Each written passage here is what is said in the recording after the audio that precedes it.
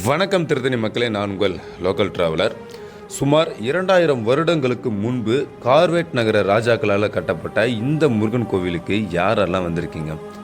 இந்த முருகன் கோவில் மேலே இருந்து பார்த்தா ஒரு யானை போன்ற வடிவம் தெரியுதுங்க.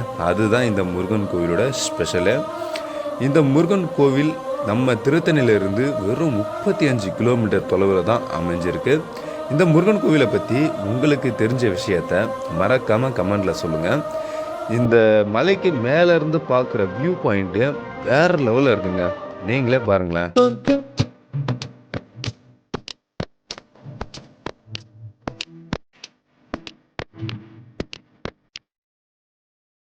இந்த ஆடி கிருத்திகைக்கு யாரெல்லாம் இந்த முருகன் கோவிலுக்கு காவடி எடுத்துகிட்டு வர போகிறீங்க? கமெண்டில் சொல்லுங்கள்.